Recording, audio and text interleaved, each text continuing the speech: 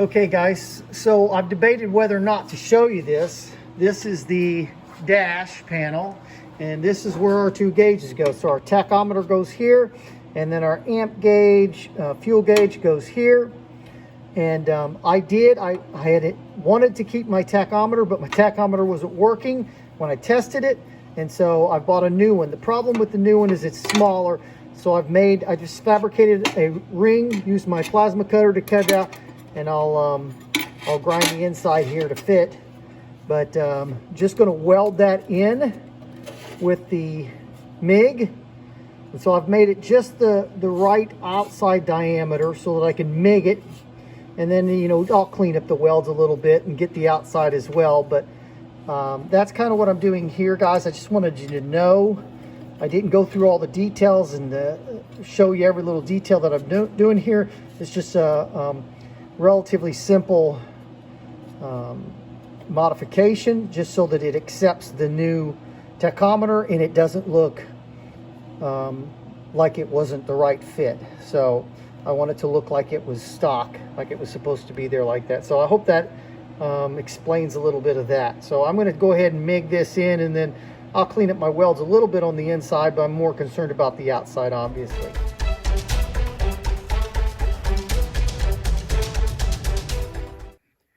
Welding is done now. Just done a real quick bead around it and ground down on it. It's pretty smooth. You can see that lip there. There's just a small lip, and what I'll use is I'll just take a little body filler and I'll put it right on there and then run the orbital across. That should work out just fine. Our gauge fits in real nice. So now it will look like it belongs there.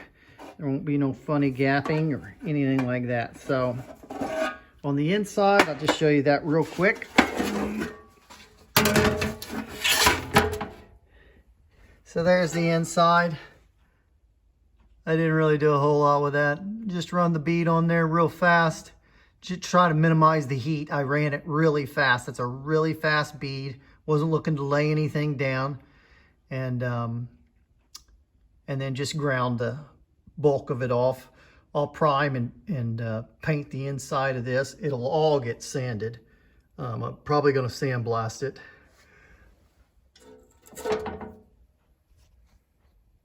All right, guys, I'm not sure where this portion of the video will fall in my series of videos, maybe body work, but just wanted to let you guys in on what I had done here.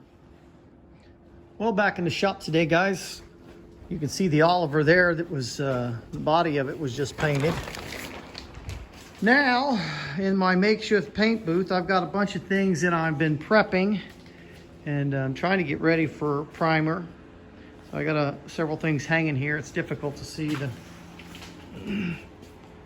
Might make it just a little bit easier. Got a big light over there kind of washing things out. Maybe I should shut that off. But you can see here I've got several items up on the makeshift tables. And just to show you a couple things. So there is that ring that I shortened. I just used just a bit of Bondo. I didn't get crazy on it. The inside right there, again, not crazy. And then where I patched up the holes in the hood were normally the cast piece that would attach to the exhaust manifold or the exhaust pipe coming up over the hood.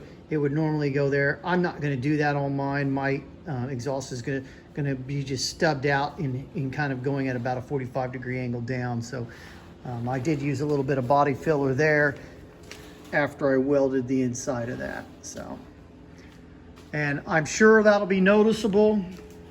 I have no doubt about it, but I'm not overly concerned. This is a tractor. I'm not trying to do anything amazing with it. I think it'll be really nice, and my main goal is to get it rust-free.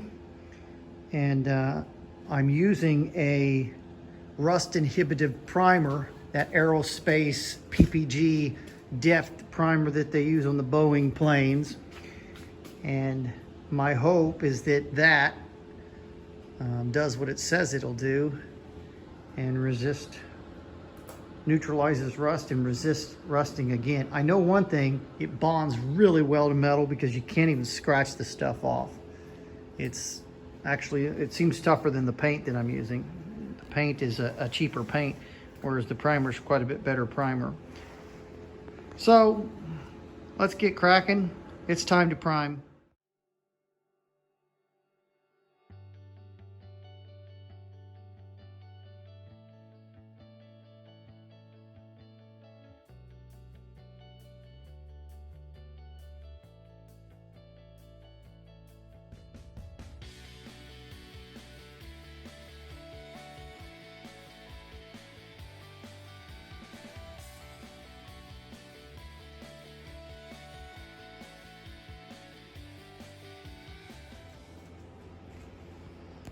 Well, it kind of looks like a big banana, or a lot of bananas in here right now.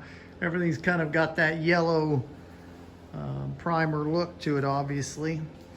So you're gonna see lots of little drips, little runs, like at the edge of that. And what I find, here's some right here. What I find is that because this is water-based, that the runs like that there, as this thing dries, those evaporate. So they're like accumulations of the water and they leave the resin behind. And so right now you don't want to touch it, because if I touch this, it's very easy to scratch. If I let it dry thoroughly, man, I mean, you cannot scratch this stuff off. It just goes on like concrete almost. So, and it does react to just bare steel. So that fan was just, you know, steel. And I cleaned it up, of course, but and I assume it's rust inhibiting stuff, but it definitely, when it hits just bare steel, when it hits bare steel, it definitely has a reaction to it. So I assume, again, anti-corrosive properties are at work there. You can see inside there. I try to get the underside of that lip right there, and just put too much. It's real easy to make runs with this stuff. Water-based, so it's not thick. Sorry, that's my dog. It's not thick like oil, and so it is very, very easy to cause runs.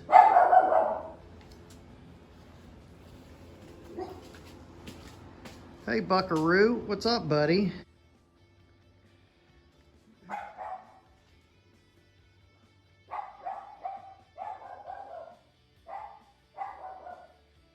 So next is painting. I think I'll end up painting tomorrow. That'll give this primer some time to dry. All right, guys, so I'm painting all these parts, obviously. You can see them scattered about. So I'm not gonna record all the painting. I mean, you can watch anybody and everybody do their painting. But what I want you to know is that for these panels, I've sprayed the inside of the panels, because overspray underneath that's my timer going off, sorry. But getting overspray underneath these panels isn't gonna be a big deal. The glossy side, you know, obviously I want the top side of these being glossy as I can get. And so the best finish will be on top, whereas I might have a little bit of overspray on the bottom, which tends to give it that kind of a dull, dusty look. So no big deal on the underside of these panels, but on the top side, I'm trying to get as good a finish as I can. So I hope that helps. So I'm gonna get to painting these. Again, I'm not gonna record all that. All right, guys, so you can see the panels have been painted. This stuff is almost impossible to get it to run although I'm sure you could. But it lays down pretty nice. I mean, you gotta remember, these panels were, I mean, I essentially sanded these and took off most of the paint, but not all of it, and then primed and painted. So they really turned out pretty nice. I did a little bit of body work right here on this one. If you remember, this is one that I made just a little bit smaller for the new gauge. And then if you recall, right here, this is where the exhaust, I think that's where, sorry. This is where the exhaust used to bolt onto, and it used to have a couple holes there. And I didn't get anything fancy on this.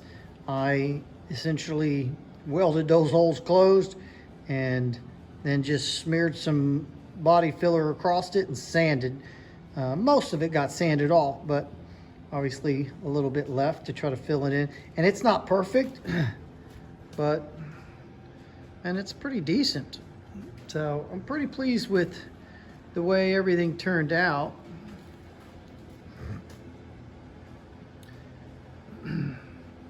I've just got the plastic up now, and it's got plenty of shine for me. And so this was a big step in getting all these panels and stuff done.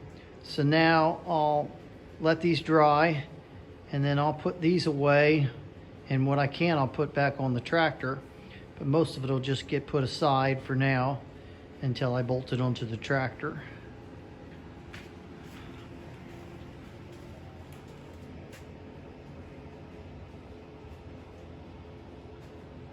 And I'll go on to the next bits. There's quite a few still